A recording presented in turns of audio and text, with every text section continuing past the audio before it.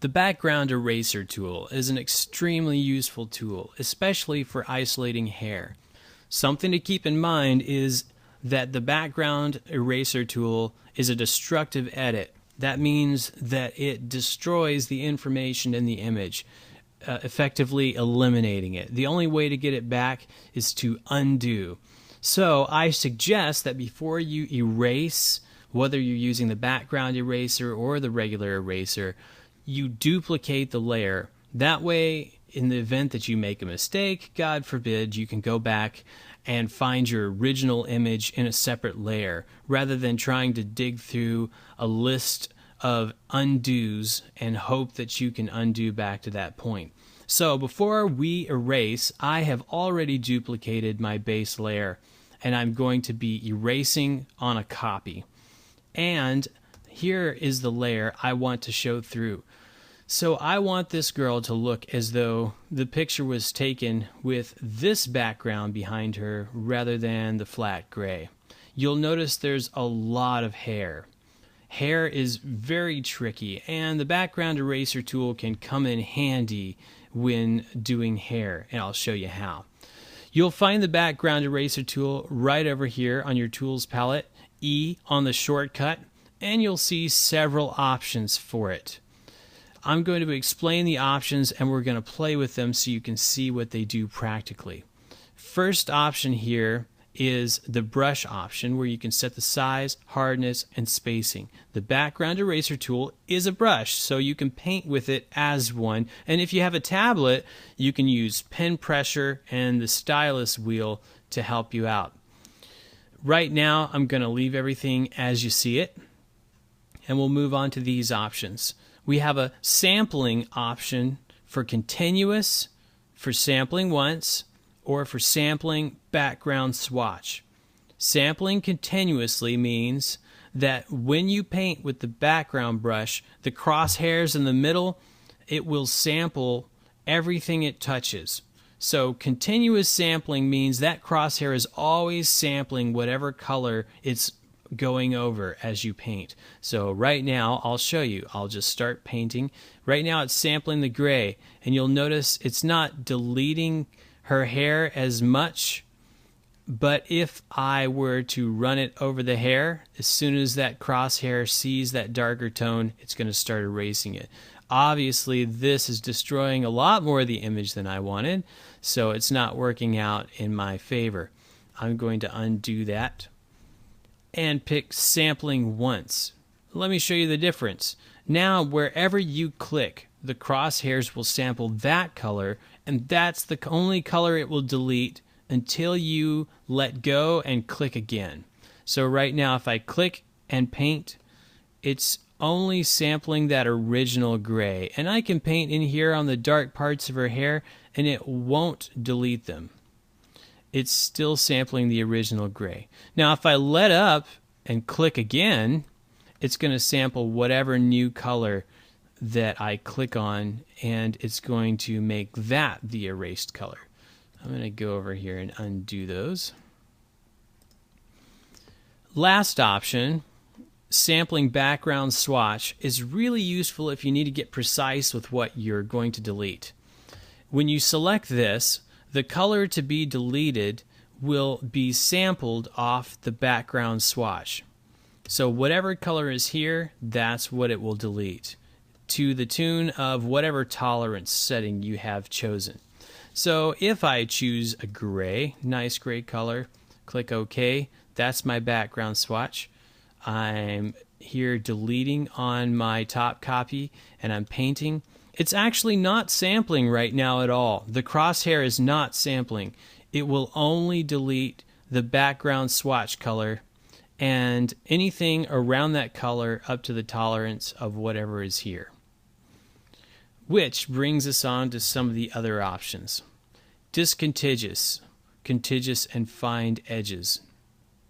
Discontiguous means that when you click and paint, you're going to be erasing any of that color which the brush finds. So when you roll over that color, it will start being deleted immediately. Contiguous, on the other hand, is useful in certain cases where you need to be particular. And let me show you how that works. We'll zoom in over here, and I'll choose the background eraser with contiguous. A little bit smaller brush, and we'll paint here. You'll notice that the brush is actually going over some gray area outside the section of hair I'm in, but it's not deleting it. It's only deleting inside the section I'm in. It's not jumping over the darker areas and deleting outside. That's really important if you're trying to be precise around an object, because if I had discontiguous selected and did the same thing, you notice that it's deleting over the hair and anything that the brush touches within the range of that color I sampled. Alright, find edges is useful if you want it to find the edges of the hair and not delete them. So it's not making a soft delete here, it's actually locating the edges. And you'll notice even the way that it erases is a little more blocky. It's trying to preserve the edges as much as possible. This is useful if you want to be really finite with your selection, but we're actually not going to use that right now. We're going to go to discontiguous and select once. Or I'm sorry, sample once. Alright, on our tolerance here, it usually starts down around 20 or 30 by default. We're going to raise it up. I'm going to put it at 45. It's good to start at a lower tolerance and work your way up. That way you don't accidentally delete something that you didn't mean to. Tolerance simply means that whatever your original sampling color was, the higher the tolerance number, the more of the surrounding hues and colors it's willing to delete. So if you sampled a light gray but put a little higher tolerance, it's also going to delete some gray that might be a little darker or lighter than your original selection. Really important. Protect foreground color is very useful if you do not want it to erase the foreground swatch color. Again, the foreground swatch is right down here, and the background, of course, is the one behind it. The foreground I've actually selected as a light skin tone.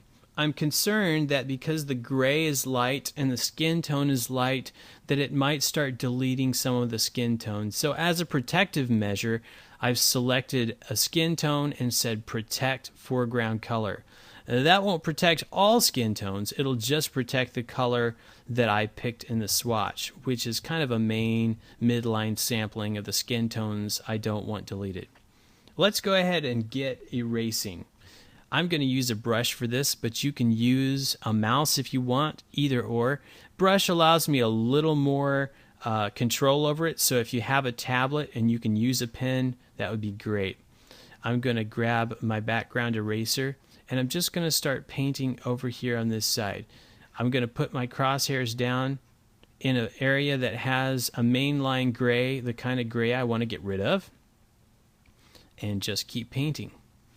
If you let off of your pressure if you're painting with a pen, or your click if you're painting with a mouse, and then click again, it will resample. So keep that in mind. It'll resample wherever you click the crosshairs in the new area. I'm being kind of careful down here around the skin just to make sure that I don't accidentally delete some.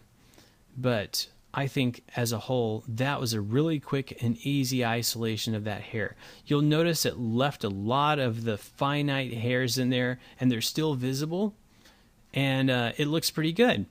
Let's delete over on the left side here. I'm going to delete up around her hair. I'm actually not going to get near her face just yet. Don't forget, you can change the size of the brush. If you want to do a larger brush, more at a time, that's great. I'm going to keep mine kind of small for the sake of protecting her face. And actually, when I get in close to the face, I'm going to release, shrink my brush even more, and continue to paint right around her face and forehead. You'll notice that, like right here on her forehead, it did actually do some deleting. That's why it's important to keep an eye on it. I'm going to undo that. Let's get in a little closer and try that again. You can delete with a hard edge brush if you want. just be aware that sometimes the background eraser leaves residue, which means it doesn't delete all the pixels. And what you end up with is kind of a fine haze of whatever it didn't sample and delete. In a case like that, if you used a hard edge brush, it would be very obvious the brush strokes that you made. So you don't want to use a hard edge most of the time with background eraser. Alright, I've got a pretty good sampling. Here's an illustration of the haze I'm talking about.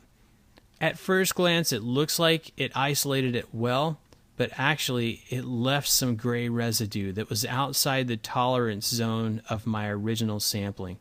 So I'm going to go raise the tolerance. I'm going to make my brush bigger.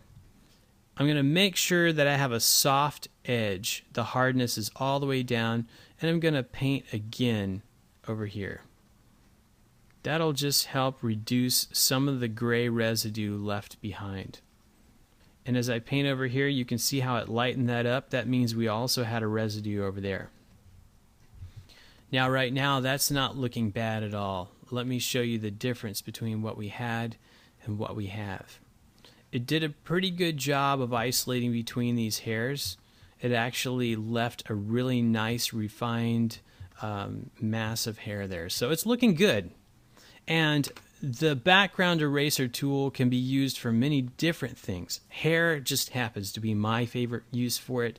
But don't forget, when you're using it, always duplicate your layer. It is a destructive edit.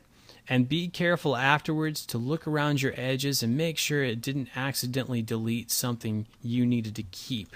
So there you have it, background eraser tool and hair isolation.